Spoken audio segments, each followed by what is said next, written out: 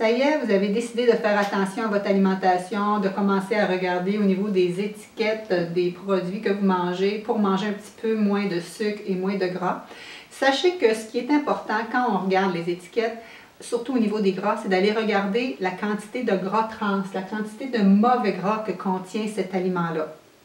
Alors, ça ne sera pas écrit gras trans dans la liste des ingrédients. Comment les retrouver et dans quel aliment ça va se retrouver plus particulièrement, laissez-moi vous l'expliquer. Je suis Nathalie Rousseau, kinésiologue, propriétaire de Hop la Vie Nutrition Santé Plein Air. J'ai une formation aussi au niveau du bac et de la maîtrise en nutrition. Et voici comment on regarde les étiquettes des différents produits. Les gras trans, c'est vraiment ceux qu'on veut le moins.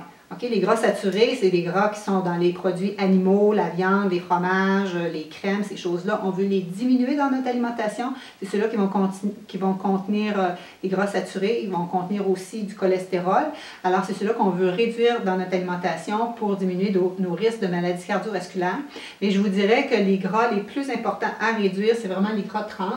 Les gras trans transformés, fabriqués par l'homme, qui ont été faits pour conserver les aliments plus longtemps sur les tablettes.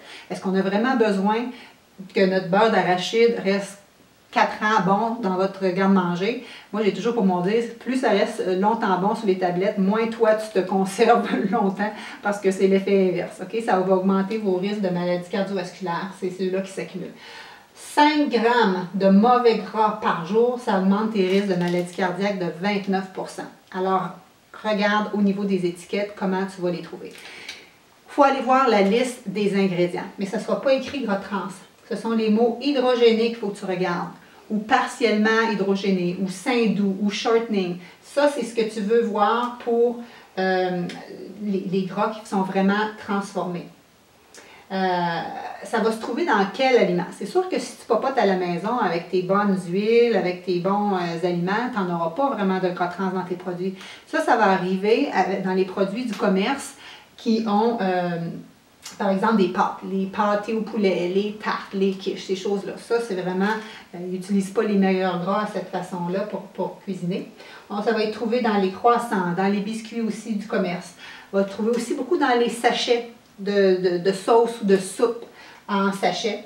Ça va se trouver dans les produits de friture, dans les croquettes. Ça va se trouver aussi, comme je parlais tout à l'heure, au niveau de ton beurre d'arachide. Si ton beurre d'arachide, il n'y a pas de l'huile qui flotte sur le dessus quand tu l'achètes, ça veut dire qu'il est vraiment homogène. Ce n'est pas un bon beurre d'arachide parce que ça veut dire qu'il a été hydrogéné. Les gras, ils se sont rendus solides, ils ont été rendus solides par le processus d'hydrogénation pour que ça soit solide à température pièce. Et le but, vraiment, c'était pour que ça se conserve de façon longtemps, pour que ça soit comestible longtemps. Alors, notre objectif, c'est de diminuer vraiment ces gras-là dans notre alimentation. Donc, diminuer ces produits-là ou regarder vraiment les emballages. Et au niveau des emballages, vous allez regarder hydrogéné ou shortening, ou partiellement hydrogéné. Sain doux, en fin de compte, c'est de la graisse de porc fondue, donc c'est pas hydrogéné. C'est plus hydrogéné et shortening, les mots qu'il faut que vous regardiez.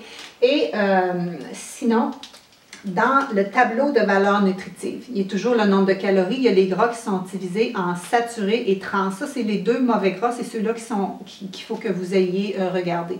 C'est là que vous allez regarder s'il y a 5 grammes par jour et notre limite, en fin de compte. Et ça, faites bien attention, parce que les enfants, là, on a tendance à leur donner des produits comme ça, des petites barres, ça, c'en est une bonne, là, mais des petites barres de céréales ou des petits biscuits, tu sais, des affaires déjà en sachet dans les boîtes à lunch.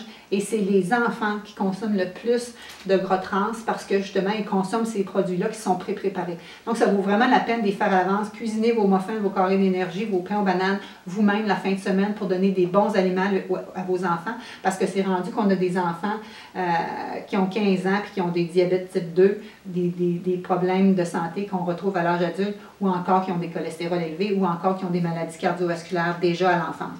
Alors, à vos étiquettes, et on enlève les mots shortening et hydrogéné. Et vous allez voir, des fois, sur les produits comme tel, ça va être écrit sans gras trans, même si on en voit sur la liste des ingrédients, tout simplement parce qu'ils ont le droit de l'écrire s'il y a moins de 0,2 g par portion.